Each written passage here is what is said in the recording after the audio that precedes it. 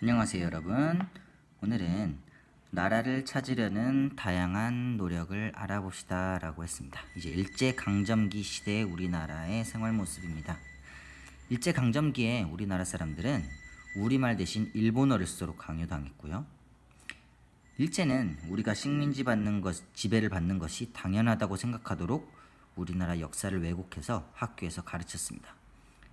야, 너희 대한제국 조선 사람들은 원래부터 미개한 민족이라 우수한 우리 일본 사람들이 도와줘야만 해 라고 가르쳤다는 거죠.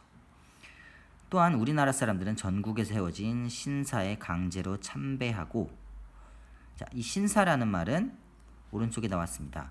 신사는 일본의 왕실의 조상이나 국가에 큰 공로를 세운, 이 국가는 누굴까요?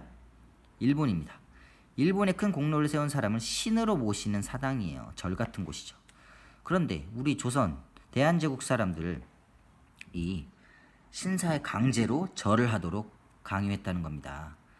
말 그대로 너는 조선 사람이 아니고 이제 일본 사람이 돼야 해 라고 강요를 한 거죠.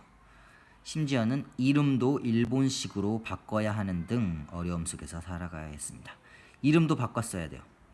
이름도 세 글자 우리나라 이름이 아니라 다카무라 뭐 이런 것처럼 일본 이름으로 바꾸어야만 했습니다. 물론 바꾸지 않는 사람들도 있었어요. 내 조상이 물려준 이름을 바꿀 수 없다 라고 해서 바꾸지 않은 사람들도 있는데요. 그런 사람들에게는 아주 피해를 많이 줬습니다. 예를 들어 직장을 일자리를 구하려고 할 때 자기 이름을 대야 하잖아요. 그러면 서류에 자기 우리 한글 이름을 쓰면, 일본식 이름이 아닌 한국식 이름을 쓰면 취직을 시켜주지 않는다거나 하는 차별 대우를 했죠. 밑에 사진을 보면서 더 설명드리겠습니다. 자, 사진 보면 이렇게 일제시대의 교실의 모습입니다. 우리말을 쓰지 못합니다. 일본어로 선생님이 수업을 하시고요. 일본말로 이야기를 해야 합니다. 그리고 친구들끼리도 일본말만 사용해야 했고요. 한국말을 쓰다가 걸리면 아주 호되게 혼났습니다.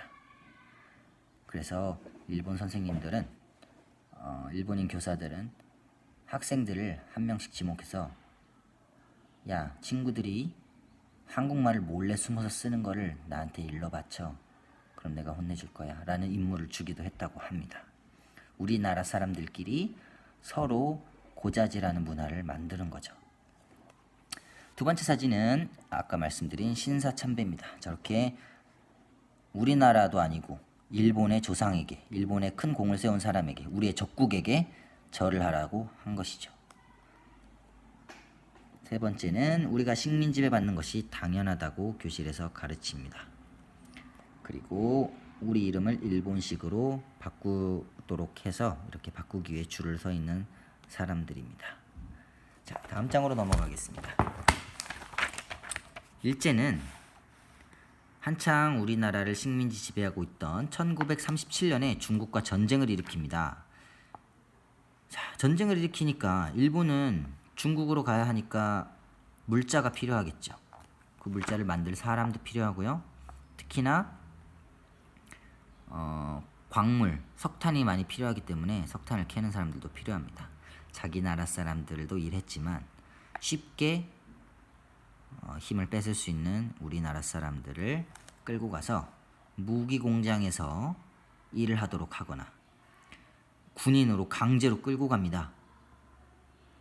끌고 가서 총알바지로, 총알을 대신 맞는 사람으로 사용하기도 했고요. 더욱더 분노할 일은 죄 없는 여성들을 일본군 위안부로 전쟁터에 끌려가 모진 고통을 당했습니다.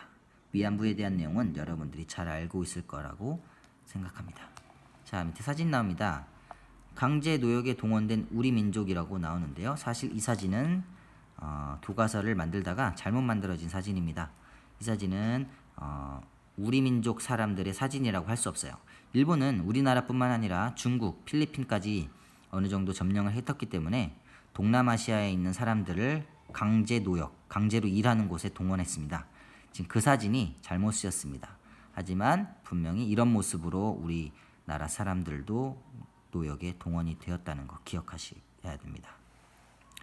두 번째로 전쟁에 동원된 어린 학생들. 자, 이런 학생들, 어린 학생들, 중학생, 정도 돼 보이는 학생들이 전쟁터에 끌려가는 겁니다. 어떤 큰 일을 하기 위해 끌려갈까요? 아닙니다. 일본 사람 대신에 총을 맞는 역할로 끌려간 겁니다.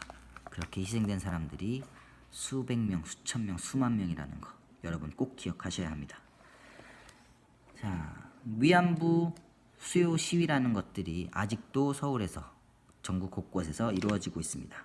지금 그 모습인데요. 이 가운데 앉아 계신 할머니가 실제로 위안부에 희생당하신 할머니이십니다.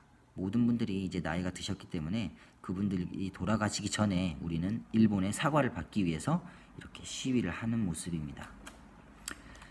일본군 위안부는 일본군이 침략전쟁을 일으킨 이후 일본군과 일본 정부에 의해 전쟁터에 강제로 동원돼서 지속적으로 성폭력과 인권 침해를 당한 여성을 가리킵니다.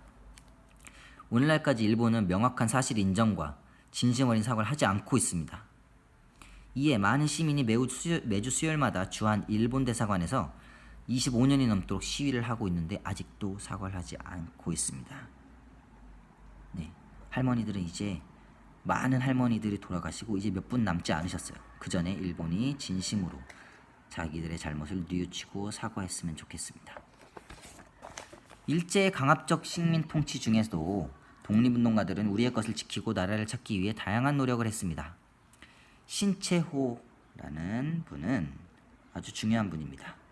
우리 민족의 우수성을 알리고자 우리의 역사와 훌륭한 인물들의 이야기를 책으로 펼쳐냈어요. 왜 그랬냐면 아까 말했듯이 일본 교사들은 학교에서 이렇게 가르칩니다. 우리 민족, 즉 조선, 너희 민족은 발달되지 않은 민족이야. 일본의 도움이 필요해. 너희는 역사적으로 항상 미개한 민족이었어 라고 가르쳤어요. 그렇게 배운 우리나라 학생들은 우리 민족은 원래 이렇게 못난 민족인가 보다 하고 자랄 수밖에 없습니다.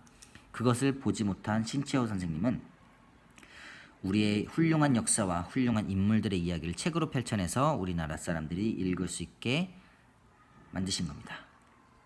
두 번째, 조선어학회는 우리 글의 가치를 알리고자, 우리 글이 얼마나 우수한 한글인지 알리고자. 왜 그럴까요? 바로 일본어를 학교에서 쓰게 하기 때문에 우리나라 말이 없어지고 있었습니다. 한 나라의 말이 없어지면 우리 문화도 없어지겠죠. 그러면 안 된다. 우리 훌륭한 한글과 한국어를 알려야 한다 해서 한글을 보급하고 우리나라 말 사전을 편찬하는 데 힘썼습니다. 그리고 한용운 이육사를 비롯한 여러 문인들께서도 민족 정신을 그들의 작품, 시나 소설에 담았으며 각종 민간 언론기관과 청년 학생들도 독립의지를 우리 민족에게 심어주고자 노력했습니다. 자, 이런 책자들이 발간됐죠. 그때 당시 한글의 바른 길, 조선어학회가 집필한 서적이고요. 또 등등 말의 소리, 이렇게 해서 우리말을 잊지 말자라는 노력을 기울인 겁니다. 마지막입니다. 신채호 선생님이 역사책을 썼는데요. 아까 신채호 선생님은 우리의 역사와 우리의 위인들에 대한 이야기를 썼다고 하셨어요.